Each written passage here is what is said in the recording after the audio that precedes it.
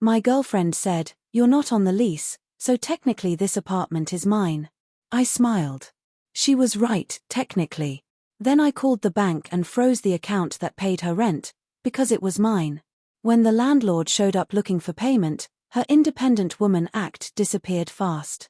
My name is Marcus. I'm 31, work in IT infrastructure, and until 3 weeks ago, I thought I had my life figured out. I was dating Vanessa for 2 years. She was 29, worked part-time at a boutique marketing agency, and had a way of making every little thing feel like an adventure. We moved in together after about 8 months. Or rather, she moved into the apartment I found, furnished, and paid the security deposit for. Here's the thing nobody tells you about modern relationships: controlling the money doesn't always mean controlling the power. I learned that lesson the hard way. Vanessa never officially moved in. That was her idea. "Let's keep things flexible," she said, stirring her oat milk latte at an overpriced downtown cafe. "I don't want to feel trapped. Let's not put me on the lease yet. We can always add me later when we're sure." I thought it was endearing, independent, mature. I was an idiot. So, I signed the lease alone. Paid the first month and the $8,400 security deposit. Bought the couch, the bed, the dishes, the TV. Set up utilities in my name. Upgraded the internet because she needed faster speeds for her content creation hustle that never actually made money. And every month, like clockwork, I paid the $2,100 rent directly from my checking account to the landlord. Vanessa contributed, occasionally. $200 here, $300 there, always with a cute message: "For groceries, babe," or "Sorry, I'm short this month. Next paycheck, I promise." I never kept track. I thought that's what love was, paying without counting every cent. 3 weeks ago, everything changed. I came home early on a Wednesday.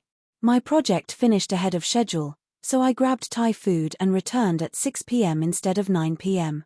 I walked in and heard Vanessa on the phone in the bedroom. The door was cracked open. "I don't know why you're worried. It's my apartment. He's just staying here," she said. Her mom's voice came through the speaker. "But sweetie, can he legally claim anything?" "No, Mom. He's not on the lease. Technically, I'm the tenant. He's more like a guest. I could tell him to leave. It's mine." I froze, takeout bag in hand. My heart raced. I quietly started recording. Her mom laughed. "Smart, baby. Not like your sister who put her boyfriend on everything and couldn't get him out when he cheated."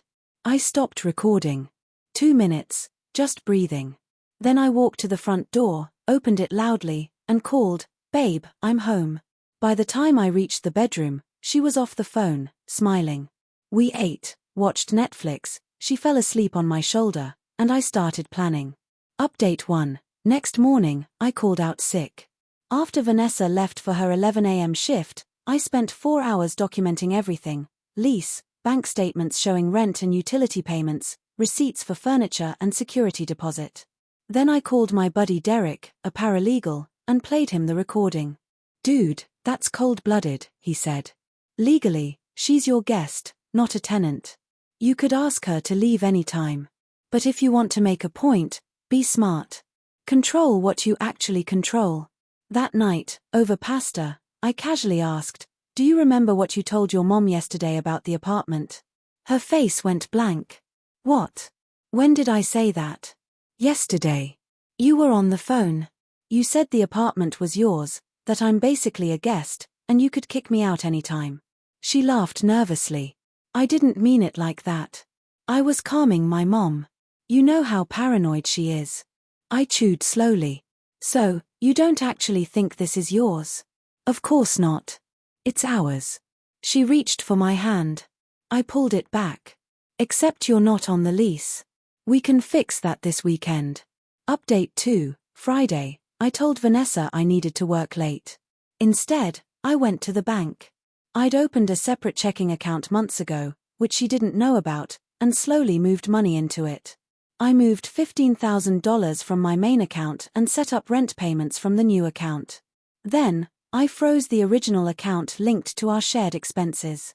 The freeze meant no automatic payments would go through, no utility bills, no Netflix, no Spotify, and most importantly, no rent payment to the landlord. Rent was due the following Tuesday. That weekend, Vanessa acted like nothing had happened. She suggested we go to brunch. She wanted to check out a new vintage market. She even talked about maybe taking a trip to Portland next month. I went along with everything, smiling, nodding, already knowing what was coming. Monday night, she brought it up again. So, should we go talk to the landlord about adding me to the lease? I really think it would be good for us, like an official step forward. I looked up from my laptop. Actually, I've been thinking about that. Yeah, you were right the first time. You're not on the lease, so technically this apartment is mine. Her smile faltered. What? You said it yourself. I have no legal standing to claim it's ours, so why should I pretend it is? Marcus, that was taken out of context.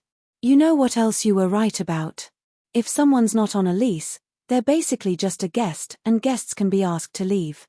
She stood up from the couch, face red.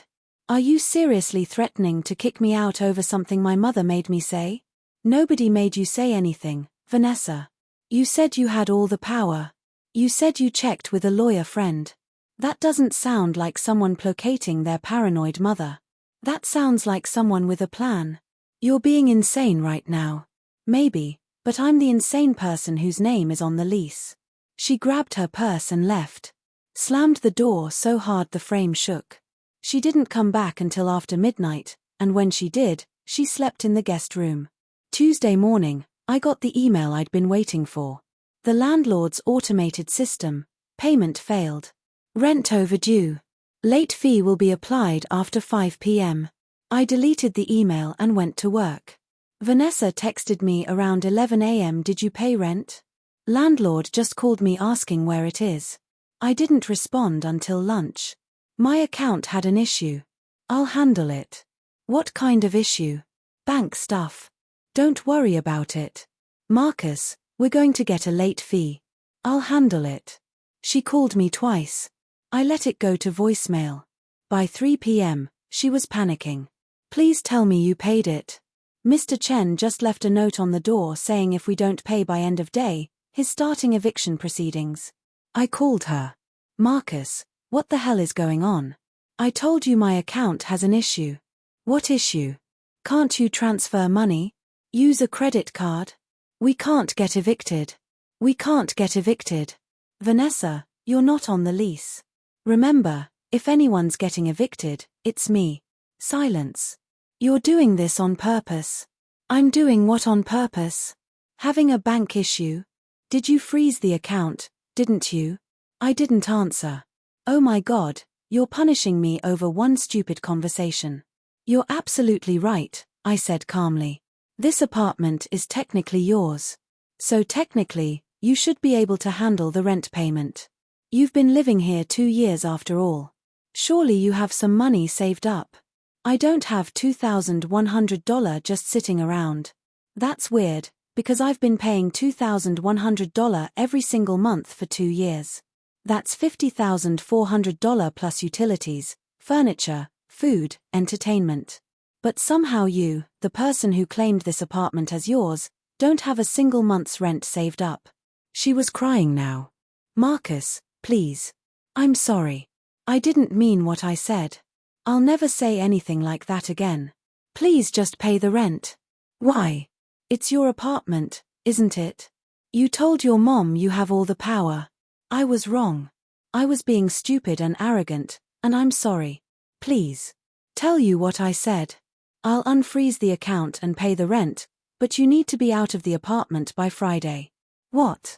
You have 4 days. Pack your stuff. Find somewhere else to stay. I'll pay this month's rent so neither of us gets evicted. But after that, you're done living here. You can't do this. Sure, I can. I'm the leaseholder. You're just a guest who overstayed your welcome. She hung up on me. Final update, I unfroze the account an hour later and paid the rent. Mr. Chen sent a confirmation email with a snippy note about professionalism and timely payments. I didn't care. Vanessa came home that night with her mom. They both started yelling immediately. Her mom called me controlling, abusive, a manipulator. I let them yell. Then I calmly said, everything in this apartment belongs to me. I have receipts. Vanessa is not on the lease. She's not on any utility bill. She has no legal claim. She can leave voluntarily, or I can start formal eviction for an unauthorized occupant. Her mom's face went purple, but Vanessa knew I was right. She started crying, and her mom eventually dragged her to the car. Over the next 3 days, Vanessa came back with friends to pack. I stayed in the guest room, door locked. I didn't help or interfere. She left the keys on the counter Thursday night. It's been 2 weeks. I heard through mutual friends she's staying with her mom. She's posting on social media about toxic men and financial abuse. A few people asked for my side. I sent them the recording of her call with her mom. I haven't heard back. The apartment feels empty. It sucks sometimes, but then I remember her voice. She wanted power. She got a lesson about who actually had it. Edit 1. People ask if I feel bad. Some days, yes. But she planned an exit strategy from the beginning, kept me paying for everything, and made sure she could cut me loose whenever she wanted. I just did it first. Edit 2. For everyone saying I should have communicated, I tried. She lied to my face and tried to get added to the lease to make her lie a reality. You don't reward manipulation with patience. Edit 3. Someone asked what I'd do differently. I'd insist on splitting the lease from day one, track every expense, protect myself legally. Love doesn't mean being stupid with your resources.